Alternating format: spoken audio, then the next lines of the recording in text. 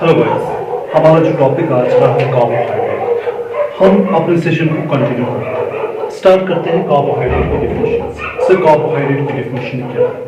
भाई, कार्बोहाइड्रेट की डेफिनेशन ये है कि पहला पॉइंट, हम इसको पॉइंट्स में समझेंगे, आपके कॉन्सेप्ट उतने ही क्लियर हो जाएंगे। सर, ये क्या होता है? भाई, ये होता है polyhydroxy. Sir, it is polyhydroxy. Polyhydroxy क्या? सर, ये पॉलीहाइड्रोक्सी या तो ये पॉलीहाइड्रोक्सी एल्डोस होगा या तो ये पॉलीहाइड्रोक्सी कीटोस होगा। कार्बोहाइड्रेट पहले से ही बहुत सारी चीजें इसमें जो है सीखने की है। कार्बोहाइड्रेट इट में भी पॉलीहाइड्रोक्सी एल्डोस और कीटोस। अब इन तीन टर्म्स जो है इन पे हम कंसंट्रेट करेंगे, इनको हम समझेंगे। सर, पॉलीहाइड्रोक्सी का मतलब क्या होता है? पहले इतने से वर्ड पे कंसंट्रेट कीजिए। सर, हाइड्रोक्सी, हाइड्रोक्सी का मतलब होता है OH ग्रुप। ये आप लोगों ने पढ़ा होगा 9th में, 10th की केमिस्ट्री में। Sir, hydroxy means OH group and the poly means many. It means polyhydroxy का मतलब होता है बहुत सारे OH ग्रुप्स। अब एल्डोस की बात करते हैं। एल्डोस का मतलब क्या होता है? सर, एल्डोस का मतलब होता है वो कंपाउंड्स जिनमें जो फंक्शनल ग्रुप होगा वो होगा C डबल बॉन्ड OH, जिसे हम कहते हैं एल्डिहाइड। सर, किसे एल्डिहाइड कहते हैं? एल्डिहाइड वो ऑर्गेनिक कंपाउंड्स होते हैं जिनमें जो फंक्शनल ग्रुप होता है C double bond OH। It means what is the definition of a carbohydrate? Carbohydrate का मतलब ये होता है या तो ये होंगे, सर ये होंगे पॉलीहाइड्रोक्सी, बहुत सारे OH उसमें होंगे, और उसका जो फंक्शनल ग्रुप होगा वो होगा C डबल बॉन्ड OH, जिसे हम एल्डिहाइड कहते हैं।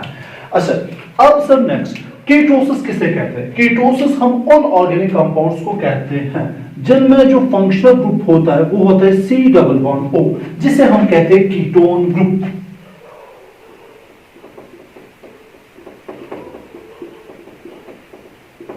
Ketone group. चलो जी, आगे ले जाते हैं। सो कंसंट्रेट। सर, पॉलीहाइड्रोक्सी एल्डोस होंगे या होंगे पॉलीहाइड्रोक्सी कीटोस। पॉलीहाइड्रोक्सी कीटोस का मतलब क्या होगा? उसमें बहुत सारे OH ग्रुप होंगे, लेकिन उसमें जो फंक्शनल ग्रुप होगा उसमें फंक्शनल ग्रुप होगा C डबल बॉन्ड O, जिसको हम कीटोन ग्रुप कहते हैं। अब इनकी मिसालें। सर, एल्डोसिस कौन होते हैं? आप लोगों को याद रखना है, पॉलीहाइड्रोक्सी एल्डोसिस होते हैं ग्लाइसरल्डिहाइड, GLYCERAL, ग्लाइसरल्डिहाइड। ये आप लोगों को याद रखना है, इसका जिक्र आगे भी आएगा। आप लोगों को याद रखना है ग्लूकोज, ये भी सर पॉलीहाइड्रोक्सी एल्डोस है। आप लोगों को याद रखना है गैलेक्टोज। ये तीनों एग्जांपल्स आप लोगों को याद रखनी है। अगर कभी कभार आपको पूछा जाएगा ग्लाइसरल्डिहाइड ये क्या, आप लोगों को कहना है ये कार्बोहाइड्रेट है, लेकिन कौन सा? पॉलीहाइड्रोक्सी एल्डोस। अगर आप लोगों को कहेंगे ग्लूकोज, गैलेक्टोज, ग्लूकोज तो आप सब लोगों को पता है C6H12O6। सर, ये पॉलीहाइड्रोक्सी एल्डोस है। अच्छा, ये जो C डबल बॉन्ड OH, ये जो फंक्शनल ग्रुप होता है, सर ये कहां पे होता है? ये हमेशा टर्मिनल पोजीशन पे होता है, मतलब एट द एंड पोजीशन पे ये होता है, टर्मिनल पोजीशन इसकी होती है। And what about the ketone group? अगर आप लोगों को कीटोन ग्रुप याद रखना है, कीटोन ग्रुप के बारे में आप लोगों को याद रखना है, ये इंटरनल होता है, मतलब ये टर्मिनल नहीं होता है, ये बीच में होता है, इसकी पोजीशन इंटरनल होती है। सो टॉपिक को समराइज करते हैं। कार्बोहाइड्रेट का मतलब होता है they are the polyhydroxy. Polyhydroxy का मतलब बहुत सारे OH ग्रुप उसमें होंगे। एल्डोस, अब यहां पे पहले रुकिए। एल्डोस का मतलब वो ऑर्गेनिक कंपाउंड जिनमें functional group C double bond OH होगा, जिसको हम एल्डिहाइड कहते हैं, और वो कहां पे होता है? टर्मिनल पे। जब मैं ग्लूकोज पढ़ाऊंगा, मैं आपको ग्लूकोज में सिखाऊंगा, वहां पे मैं आपको समझाऊंगा कि C डबल बॉन्ड OH कहां पे है। या होंगे कीटोसिस, मतलब जिनमें functional group C double bond O होगा, वो इंटरनल होता है।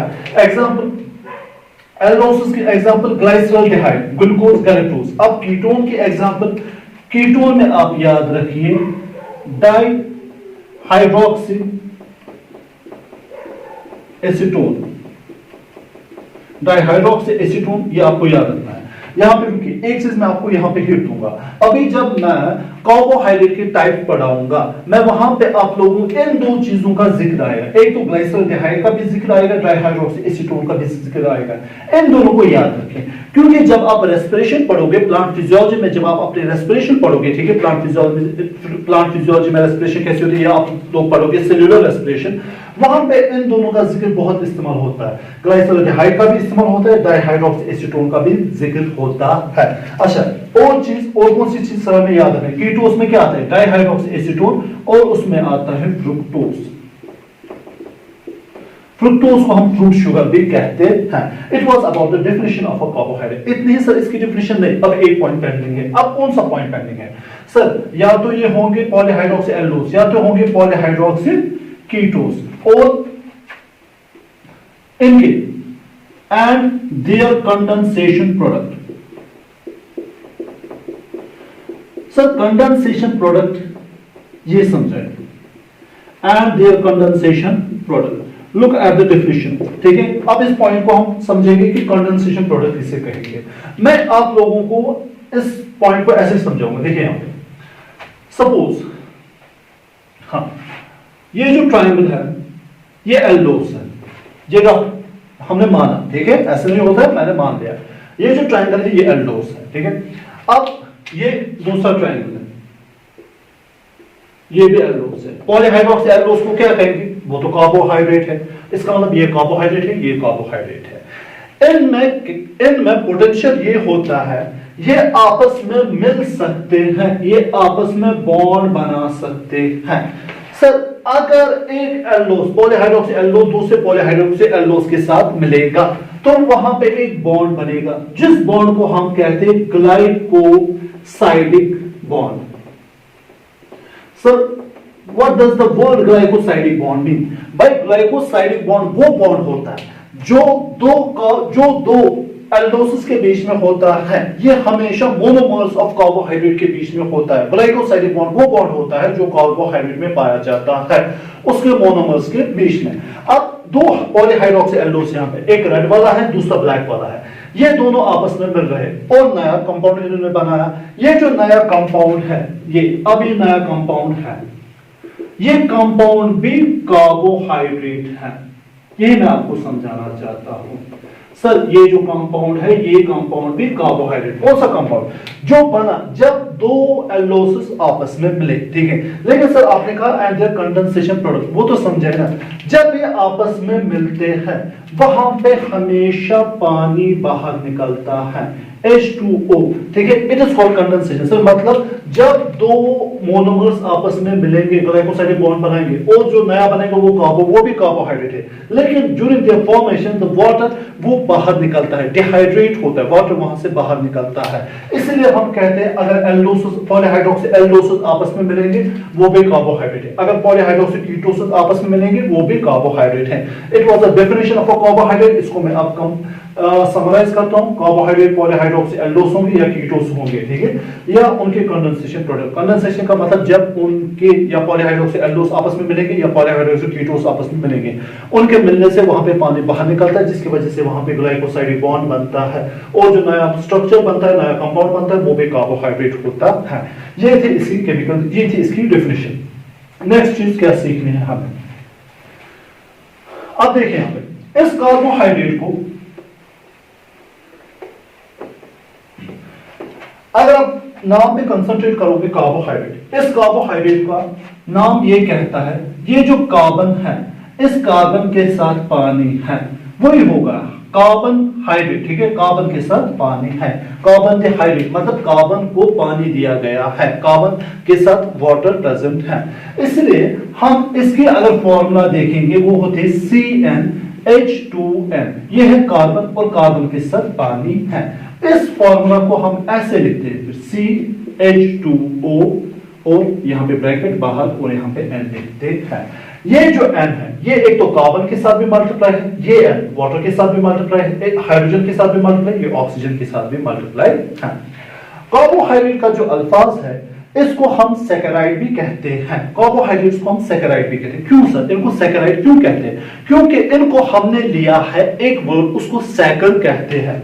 सर इनको सैकराइड्स भी कहते हैं। Why they have been named as a saccharide? Because it has been taken from a word जिसका मतलब होता है सैकर, और सैकर का मतलब होता है शुगर। सर क्या कार्बोहाइड्रेट का मतलब शुगर है? जी भाई, कार्बोहाइड्रेट का मतलब शुगर है। सर कैसे? आप लोगों ने कार्बोहाइड्रेट के बेसिक फॉर्म तो याद होंगे आपको, आप लोगों को फ्रुक्टोज याद होगा, आपको ग्लूकोज होगा, वो क्या, वो तो शुगर है। तो सर जैसे glucose, fructose, these are the two forms of the sugar। तो कार्बोहाइड्रेट को हम जनरली शुगर भी कहते हैं। They are also called saccharides because the name has taken from the word saccharide। saccharide का मतलब क्या होता है? saccharide का मतलब होता है शुगर। तो कौन से दो शुगर्स आपने याद रखे? आपने ग्लूकोज भी याद रखा, आप लोगों ने फ्रुक्टोज भी याद रखा। तो ये थी general information about the carbohydrate. अब टॉपिक को आगे ले जाते हैं।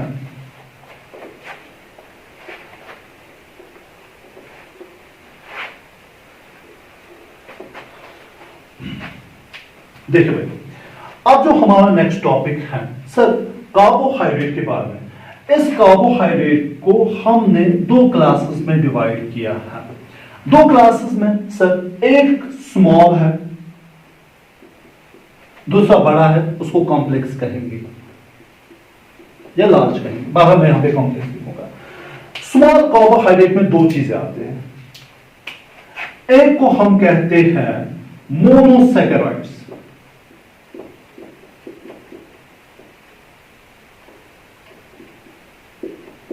एक को हम क्या कहते हैं सर? एक को हम मोनोसैकेराइड्स कहते हैं और दूसरे को कहते हैं ओलिगोसैकेराइड्स।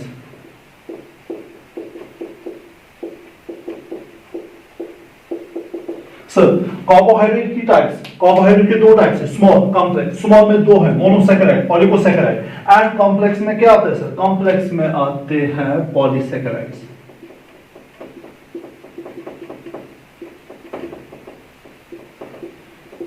अब हम मोनोसैकेराइड्स पे पहले कंसंट्रेट करेंगे, फिर हम ओलिगोसैकेराइड पढ़ेंगे, फिर हम पॉलीसैकेराइड पढ़ेंगे और हमारा कार्बोहाइड्रेट का जो टॉपिक है वो कंप्लीट हो जाएगा।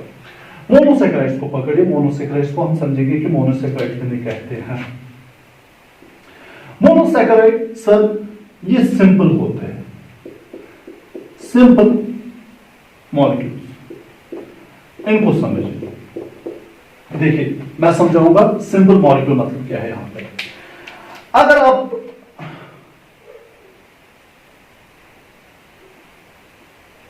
ये कंपाउंड है, ये कितने यूनिट्स का बना हुआ है सर? ये 3, ये 4 यूनिट्स का बना हुआ है। और मैंने आप लोगों को कहा है जब ये आपस में मिलते हैं वहां पे बाहर क्या निकलता है सर? वहां पे उस टाइम बाहर निकलता है वाटर। इट मींस इनसे पानी लॉस हुआ है, क्यों? वो तो कंडेंसेशन प्रोडक्ट है, ठीक है। अब यहां पे देखिए सर, सिंपल मॉलिक्यूल्स का मतलब क्या होता है? अगर मैं इनको यहां पे वाटर में डालूंगा तो ये हाइड्रोलाइज हो जाएंगे। हाइड्रोलाइज मतलब ये पानी के जरिए ब्रेक डाउन हो जाएंगे। ये भी ब्रेक हो जाएगा, ये भी ब्रेक हो जाएगा, ये ब्रेक हो जाएगा। मैं अब इसको लूंगा, ये जो सिंपल है ये वाला, इसको मैं फर्दर ब्रेक नहीं कर सकता हूं, इसको मैं फर्दर पानी के जरिए ब्रेक नहीं कर सकता। ये अपने प्योर सिंपलेस्ट फॉर्म में प्रेजेंट है। इन मॉलिक्यूल्स को जो अपने सिंपलेस्ट फॉर्म में प्रेजेंट है, मतलब जिनको हम और ब्रेक नहीं कर सकते, उनको हम कहते हैं मोनोसैकेराइड्स। मोनोसैकेराइड से कौन से कार्बोहाइड्रेट होते हैं भाई? मोनोसैकेराइड वो सिंपल कार्बोहाइड्रेट होते हैं जिनको आप और हाइड्रोलाइज नहीं कर सकते। मतलब हाइड्रोलाइज का मतलब होता है पानी के जरिए आप उनको ब्रेक नहीं कर सकते। यहां पे अगर आप लोगों ने ये एग्जांपल याद रखी, मैंने ये जो कंपाउंड है मैंने इसको पानी में डाला, ये कंपाउंड 4 मोनोमर्स का बना हुआ था। जब हमने इसको पानी में डाला तो पानी के जरिए हमने इसको ब्रेक किया, उसको कहते हैं हाइड्रोलाइज, मतलब पानी के जरिए आपने इसको ब्रेक किया। जब आपने इसको पानी के जरिए ब्रेक किया तो ये सिंपल फॉर्म में फॉर्म हो गए। अब मैंने एक बोला, ये जो 1, अगर आप इस 1 को और पानी में डालोगे, ठीक है, आपने इसको और पानी में डाला, ये बाई हाइड्रोलाइज नहीं हो जाएगी और नहीं टूटेगा। तो ये जो 1 है ये सिंपल फॉर्म है। इन मॉलिक्यूल्स को हम कहते हैं monosaccharide. They are the simple form of a carbohydrate. इनकी फॉर्मूला, अब इनके फॉर्मूला पे आते हैं। सिंपल मॉलिक्यूल्स, इनका जो मॉलिक्यूलर वेट होता है, सिंपल मॉलिक्यूल्स, ठीक है, इनका मॉलिक्यूलर वेट वो लो होता है, कम होता है, और ये सॉल्युबल है, ये आराम से सॉल्युबल होता है क्योंकि इनका मॉलिक्यूलर वेट बहुत कम होता है। अब इसमें टाइप्स, अब मोनोसैकेराइड्स की सब types on the number of carbon atom, इसमें कितने कार्बन एटम प्रेजेंट होंगे उसके एतबार से इसके टाइप्स है। ये याद रखना, जिस बच्चे ने याद रखा उसके लिए आसान है, उसको समझ में आएगा फ्रुक्टोज किसे कहते हैं, ग्लूकोज किसे कहते हैं, उसको राइबोज समझ आएगा, उसको डीऑक्सीराइबोज समझ आएगा, उसको एरिथ्रोज समझ आएगा, उसको जनाब आली एंड उसको ग्लाइसल्डिहाइड समझ आएगा, डाइहाइड्रोक्सी एसीटोन समझ में आएगा। वो जितनी भी टर्म्स हमने इससे पहले पढ़ी थी, अब यहाँ पे हमें उनको समझना है। मोनोसैकेराइड सिंपल मॉलिक्यूल जो ओवर हाइड्रोलाइज नहीं हो सकते हैं, इनका मॉलिक्यूलर वेट लो होता है, ठीक है, सॉल्युबल होते हैं। अब on the basis of number of carbon atom, number of carbon atom, अब देखिए इस चीज को समझें। On the basis of number of carbon atom, इनके टाइप से पहला उसको हम कहते हैं trioses, second tetroses, third pentoses, fourth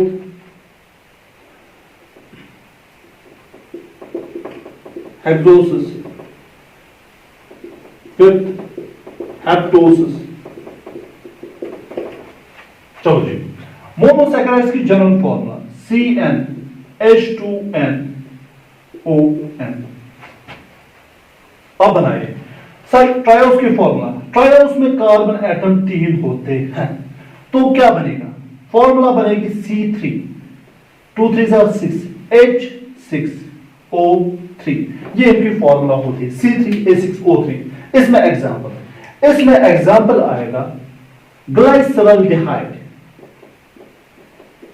sir इसकी एग्जांपल क्या है, सर इसकी एग्जांपल है ग्लाइसरल्डिहाइड, ये इसकी एक एग्जांपल है। दूसरी डाइहाइड्रोक्सी एसीटोन, ये इसकी दूसरी एग्जांपल है। ओके, ट्रायोसिस किन्हें कहते हैं, जिनमें कार्बन एटम 3 होते हैं, उनकी फॉर्मूला C3H6O3 ग्लाइसल्डिहाइड डाइहाइड्रोक्सी एसीटोन। आप लोग ऑर्गेनिक केमिस्ट्री में पढ़ोगे आइसोमर्स, जिनकी मॉलिक्यूलर फॉर्मूला सेम होते हैं लेकिन उनका स्ट्रक्चर अलग होता है। वही मैंने कहा था जब मैंने पहले कार्बोहाइड्रेट की डेफिनेशन पढ़ाई थी, मैंने आपको कहा था ग्लाइसल्डिहाइड और डाइहाइड्रोक्सी एसीटोन को याद रखिए, ये आपस में मोनोमर्स होते हैं और आपको इनका इस्तेमाल करना आना चाहिए। जब आप रेस्पिरेशन पढ़ोगे, जब आप लोगों को बहुत सारे साइकिल्स रेस्पिरेशन में पढ़ने, तब आप लोगों को इसका इस्तेमाल करना आना चाहिए। अब आप लोगों ने सीखा sir glyceraldehyde, sir it is a monomer, कौन सा मोनो है, सर ये ट्रायोस है, ठीक है, और इसकी फॉर्मूला C3H6O3। यहां तक किसी को सवाल, चलो जी अब पकड़ते हैं टेट्रोस। टेट्रोस में कार्बन एटम सर कितने होते हैं, उसमें कार्बन एटम 4 होते हैं। सर उसके एग्जांपल एरिथ्रोस, तो एरिथ्रोस क्या है भाई, सर मोनोमर है। किसका मोनोमर है, सर ये मोनोमर है कार्बोहाइड्रेट का। उसकी फॉर्मूला बनाइए, फॉर्मूला C4H8O4। अब पेंटोसिस पे आते हैं, ठीक है सर, पेंटोस का मतलब उसमें कार्बन एटम 5 होंगे, ठीक है। अच्छा उनकी फॉर्मूला C5H10O5। सर आप फॉर्मूला कैसे बनाते हैं, जनरल फॉर्मूला मैंने दी है CnH2nOn, कार्बन एटम 5 है तो n के बजाय 5, C5H2n, 2 5 10, H10O5, ठीक है। अब इसमें एग्जांपल बहुत आसान है, आप लोगों को याद भी होंगे। राइबोस, सर डीऑक्सीराइबोस,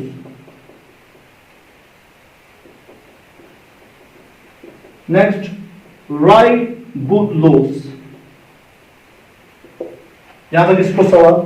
अब यहां पे थोड़ा ट्विस्ट है, डीऑक्सीराइबोस इसकी जो फॉर्मूला है, ये एक्सेप्शन, इसकी फॉर्मूला C5H10O5 नहीं है, बल्कि इसकी फॉर्मूला होती है C5H10O4। ये आप लोगों को याद रखना है। डीऑक्सीराइबोस की जो फॉर्मूला होती है सर वो होती है C5H10O4। ये आप लोगों को भूल नहीं जाना चाहिए, इट इज एन एक्सेप्शन जो आप लोगों को याद रखना है। नेक्स्ट टॉपिक जो हमें समझना है अब हेक्सोस के बारे में। हेक्सोस इनमें कार्बन एटम 6 होते हैं, उनकी जनरल फॉर्मूला C6H12O6। हेक्सोस में क्या आएगा सर, इसमें आएगा ग्लूकोज, इसमें आएगा फ्रुक्टोज और उसमें आएगा गैलेक्टोज। चलो जी, हेप्टोज, उनमें कार्बन एटम कितने होते हैं सर 7, उसकी फॉर्मूला C7H40O7, इसमें आएगा सीडो हेप्टोज। यहां तक किसी को सवाल है आप 1 मिनट बोर्ड की ओर देखें, ठीक है। Let me take something.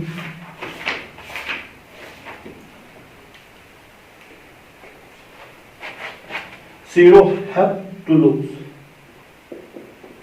चलो जी, ये था टॉपिक जो हमने सीखा। अब समराइज करते बाकी का।